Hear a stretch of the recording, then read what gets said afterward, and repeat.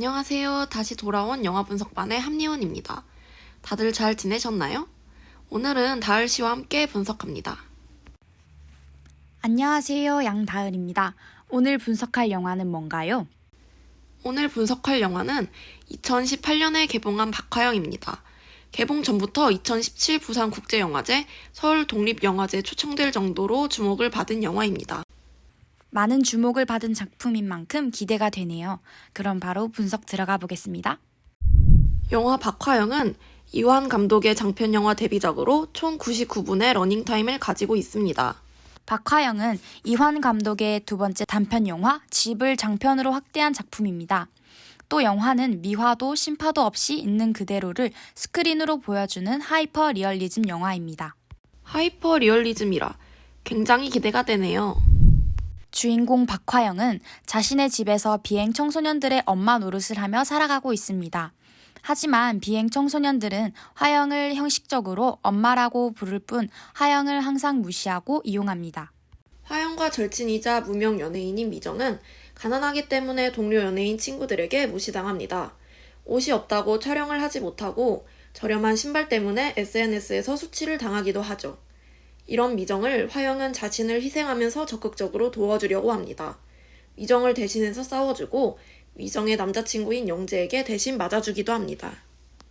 그러던 어느 날 미정은 영재의 환심을 다시 사기 위해 성매매를 통해 질투심을 유발하려는 작전을 세우지만 계획에 차질이 생겨 둘은 위험에 빠지게 됩니다. 화영은 미정을 구하고 자신이 대신 성폭행을 당합니다. 이때 도착한 영재는 화를 주체하지 못하고 남자를 살해합니다. 화영은 미정을 대신해 죄를 뒤집어 쓰게 되고 교도소에 가게 됩니다. 출소 후 화영은 연예인이 된 미정을 보게 되고 화영은 새로운 집에서 새로운 비행 청소년들의 엄마가 되어 있는 모습을 보이며 이야기는 끝이 나게 됩니다. 박화영 속에는 두 가지 시간대의 이야기가 있습니다. 고등학생 화영의 이야기를 메인으로 중간중간 성인이 된 화영의 이야기가 포함되어 있죠. 저는 처음에는 성인이 된 화영의 이야기가 고등학생 이전의 과거의 이야기라고 생각했어요. 하지만 중간중간 소품의 배치와 마지막 미정과의 대화를 통해 확신하게 되었어요. 박화영은 10대 비행 청소년들의 현실을 보여주는 영화입니다. 영재를 통해 힘에 의해 서열에 나누는 모습을 보여주고 미정과 화영을 통해 원하는 것을 이루기 위해 성매매를 일으키는 비행 청소년들의 어두운 부분을 볼 수 있었습니다. 작품 속에서는 라면이 굉장히 많이 등장합니다. 영화는 라면을 사는 것으로 시작되고 라면을 먹으면서 영화가 끝이 납니다. 라면은 영화 분석반 1편에서도 언급했듯이 영양가 없는 음식이면서 동시에 가난한 자들에게는 유용한 양식이 되는 소비하는 사람에 따라 그 가치가 달라지는 음식입니다. 이런 라면을 가출한 청소년들이 먹고 있는 것은 그들의 결핍과 가난함을 보여줍니다. 야, 니들은 나 없었으면 어쩔 뻔 봤냐? 작중 화영이 골칫거리 문제를 대신 해결하는 상황에서 하는 말입니다. 하지만 도움을 받는 비행 청소년들은 화영을 계속해서 무시하죠. 비행 청소년들이 화영을 계속해서 무시하지만 화영이 계속 희생하는 이유는 부모의 사랑을 받지 못했기 때문입니다.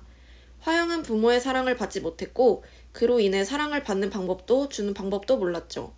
자신의 모든 것을 퍼주고 이용당하는 화영은 그렇게 부족한 사랑을 스스로 채우고자 하는 것이죠. 화영은 술을 마시면서 감기약을 마십니다. 그리고 화영의 엄마도 감기약을 마시는 장면이 등장하죠. 화영은 엄마를 증오하지만 결국에는 닮은 혈육이고 엄마를 밀어내지만 한편으로는 엄마의 사랑을 원하고 있다는 것을 보여줍니다. 이렇게 작중 화영은 부족한 사랑을 갈망하는 모습을 영화 내내 보여주고 있습니다. 이번 작품 속에서 흥미롭게 볼 수 있었던 부분은 인물 간 대화 장면입니다. 보통 영화나 드라마 속 인물들의 대화는 오버 더 숄더샷으로 촬영되거나 180도 법칙에 의거해 인물과 인물 사이에 존재하는 가상의 선을 넘지 않으면서 촬영됩니다. 하지만 이 장면에선 카메라가 말하는 인물을 정면으로 바라봅니다. 즉 180도 법칙 속 가상의 선 위에 카메라가 존재한다는 것이죠. 선을 타고 있는 카메라는 위태로운 구도로 작품 속 인물들의 불안정한 심리를 잘 표현하고 있습니다. 박화영은 두 화면 비율이 전환되며 영화가 진행됩니다. 과거 장면은 4대3 비율, 현재 장면은 1.85대1 비율을 사용합니다. 이런 비율 전환은 극의 시간대를 알려주는 역할을 합니다. 과거 장면은 비행 청소년들의 심리를 거짓없이 보여주기 위해 심리 묘사에 특화된 4:3 비율을 사용하고 얼굴을 자주 클로즈업합니다. 또 좁은 플레임 때문에 비행 청소년들의 모습이 더욱 갑갑하게 느껴지게 됩니다. 반대로 현재 장면은 화영이 어른이 되어 복역을 하고 돌아왔을 때 상황을 배경을 통해 보여주는 부분이 많기에 4:3보다 상대적으로 더 많은 배경 정보를 담을 수 있는 1.85:1 비율을 사용하고 있습니다. 화영이 새벽길을 걷고 있다가 길가에 가로등이 꺼집니다. 아침이 왔음에 가로등이 꺼진 것인데 길은 오히려 더 어두워집니다. 이는 화영의 어두운 미래를 암시하고 있는 것입니다. 동시에 화영은 앞으로 걸어가고 있는데 이를 복합해 해석하면 앞으로 나아가는 화영의 어두운 미래 혹은 막장의 끝을 향하는 전개로 볼 수 있습니다. 이 장면에서는 약 1분간 화영의 얼굴이 비춰집니다. 낮은 톤, 뒷배경에 아웃포커스된 불빛, 얼굴에 반 걸친 어두움과 불빛, 도시의 백색 소음.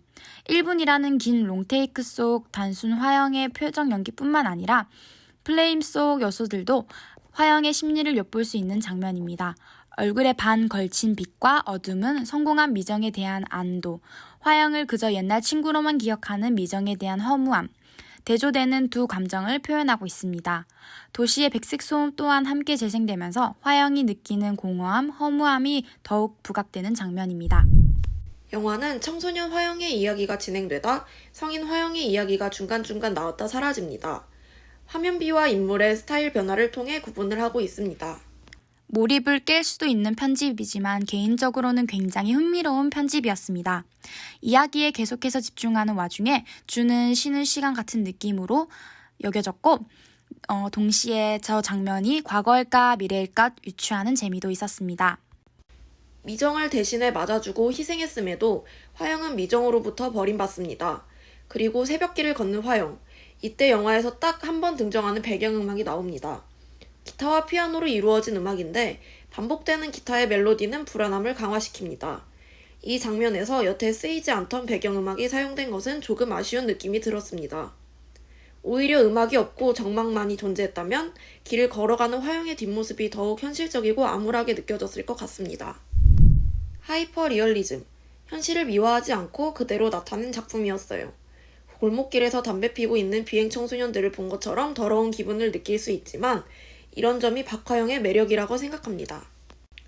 아이들을 이렇게 살게 만든 것은 부모인가, 사회인가, 아니면 이들 자신인가 보면서 많은 생각이 드는 영화였습니다. 또 비행 청소년들은 화영이를 가족으로 생각하지 않지만 화영이는 친구들을 유일한 가족으로 생각하고 있는 것 같아 애처로워 보이기도 했어요. 박화영은 엄마의 사랑을 받지 못하고 자란 화영이가 사랑을 스스로 채우기 위한 과정을 그린 영화였다고 생각합니다. 저희는 다음 주에 또 좋은 작품으로 찾아오도록 하겠습니다. 그럼 다음 영화에서 만나요. 안녕.